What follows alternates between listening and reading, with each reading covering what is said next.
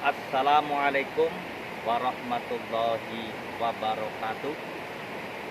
Pada kesempatan siang hari ini, saya akan mencoba mempresentasikan terkait materi-materi globalisasi, materi gender, materi HAM, materi demokrasi, materi pluralisme dan agama, materi kebudayaan ala Indonesia dan Islam Nusantara.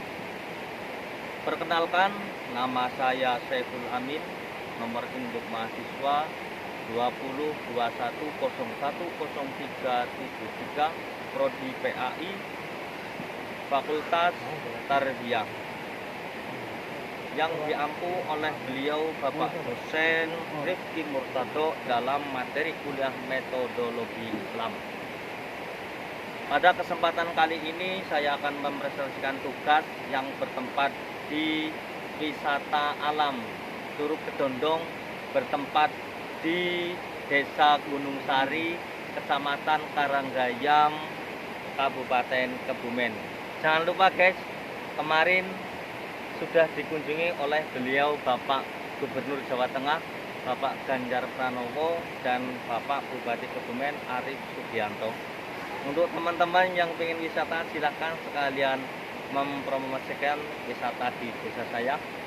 Ya, berbicara globalisasi, ketika berbicara sejarah itu, globalisasi berawal dari negara Eropa, bagaimana sistem industrialisasi yang dari tradisional hingga menjadi modern. Dari mana listrik itu belum ada, teknologi belum maju sedemikian rupa hingga sampai saat ini. Globalisasi itu adalah sebuah bentuk pemahaman global atau pemahaman internasional yang kita pahami bersama, yang tentunya dampaknya sangat positif untuk kemajuan berbangsa dan bernegara. Salah satu bentuk globalisasi yaitu dengan kemajuan teknologi. Bagaimana kita merasakan 15 tahun ke belakang atau 10 tahun ke belakang kita belum bisa merasakan canggihnya teknologi, canggihnya kemajuan zaman. Setelah dari itu akan sangat sekali dari perkembangan globalisasi akan berdampak pada gender dalam agama Islam. Ketika memahami gender dalam agama Islam, secara kata mempunyai jenis kelamin antara laki-laki dan perempuan. Kita tidak perlu memakan mentah-mentah gender, bahwa wanita harus setara dengan laki-laki atau laki-laki harus setara dengan perempuan. Akan tetapi ada hal yang menurut pandangan Islam, pemahaman gender ini harus kita pahami bersama. Poin yang kita pahami dalam gender yang pertama adalah terkait satu, yang pertama adalah bahwa dasarnya kedudukan kita baik laki-laki maupun perempuan di hadapan Allah Subhanahu wa Ta'ala adalah sesama hamba, sesama makhluk hidup yang tentunya kita sama-sama mempunyai peran dan tanggung jawab yang sama di hadapan Allah Subhanahu wa Ta'ala. Selain dari itu, di samping kita di hadapan Allah Subhanahu wa Ta'ala, kita mempunyai peran sosial yang tentunya akan disamaratakan sesuai dengan kebutuhan proporsional. Contoh misal dalam hal legislatif politik, ya, tentunya itu harus ada keterwakilan perempuan, dan apabila tidak ada keterwakilan perempuan, maka suara keputusan tersebut itu tidak akan sah.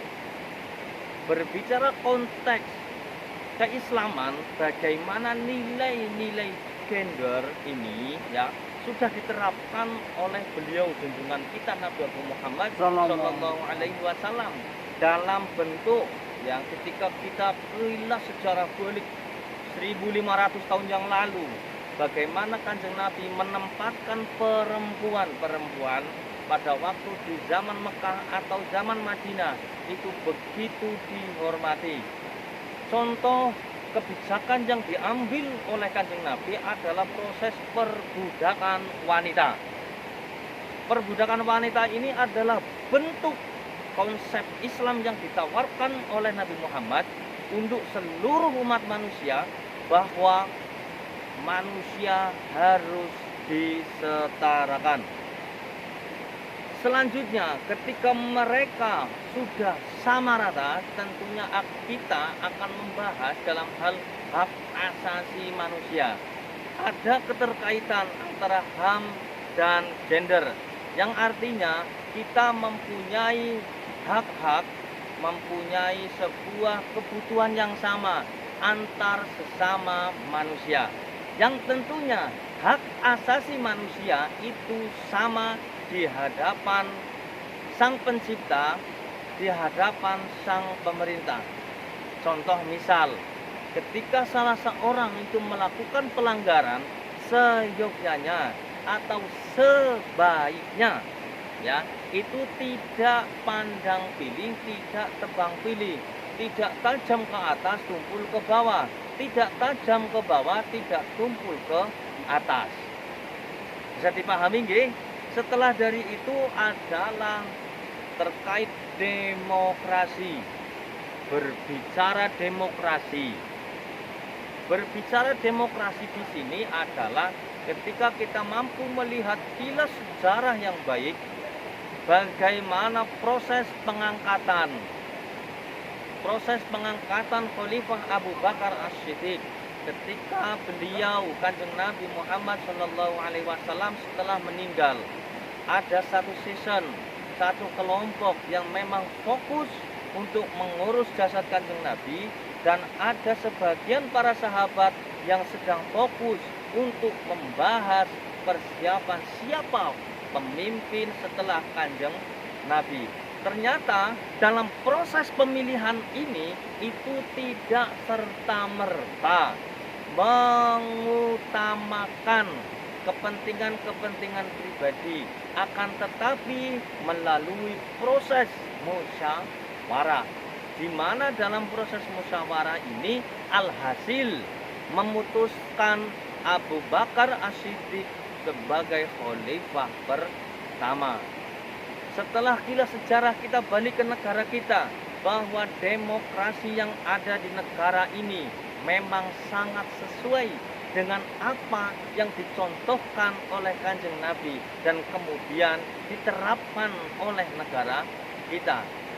Negara kita menggunakan proses demokrasi ini tentunya mempunyai dasar yang jelas, yang berasal dari musyawarah, para petinggi-petinggi founding father, para perwakilan pendiri negara yang diwakilkan atau yang mewakili dari berbagai golongan, berbagai agama. Setelah dari itu, berbicara demokrasi, berbicara kesamaan, berbicara keberagamaan, berbicara HAM, berbicara gender, tentunya akan melahirkan sebuah pemahaman tentang pluralisme beragama. Bisa kita amati dalam negara Republik Indonesia kali ini, agama sudah lebih dari satu. Tidak hanya ada Islam, akan tetapi ada Islam, ada Katolik, ada Nasrani, ada Hindu, ada Buddha, ada Konghucu. Yang artinya pluralisme agama, seyogyanya kita kaum milenial, kaum akademis, kaum siswa harus mampu dan mau menerima keberagamaan beragama, yang tentunya dalam proses penerimaan kita berhak untuk meyakini agama kita paling benar. Akan tetapi keyakinan ini cukup untuk diri kita sendiri. Tidak perlu kita meyakinkan agama atau keyakinan orang lain untuk memaksa mereka masuk ke dalam agama kita. Itulah proses sebaik-baiknya pluralisme beragama. Setelah dari itu, kita akan memahami cara watak kita, cara berpikir kita, cara bertingkah kita dalam sehari-hari, dalam beragama, dalam bermasyarakat, bahwa kita harus mempunyai daya berpikir yang modern.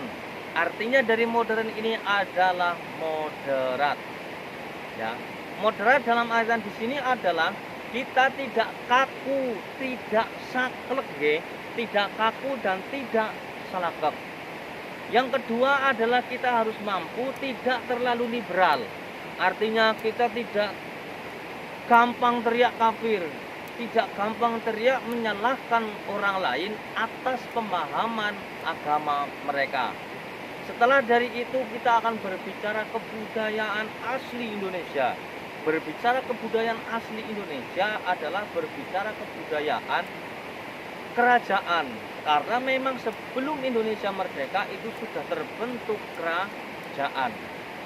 Yang tentunya kerajaan ini mewajibkan atau mengharuskan seluruh masyarakat untuk mempunyai unggah-ungguh, mempunyai tata krama.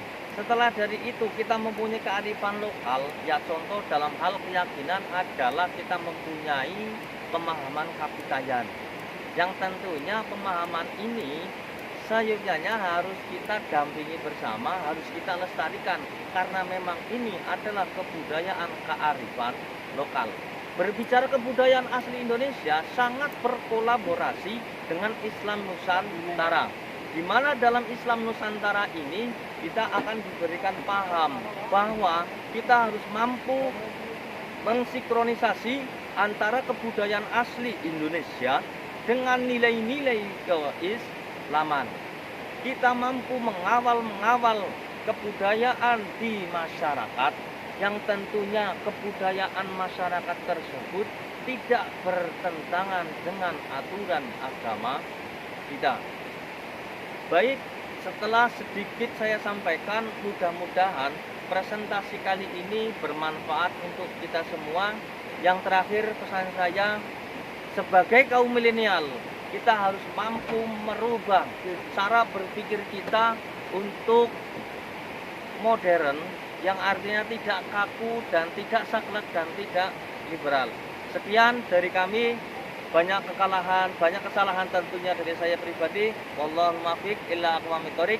Wassalamualaikum warahmatullahi wabarakatuh.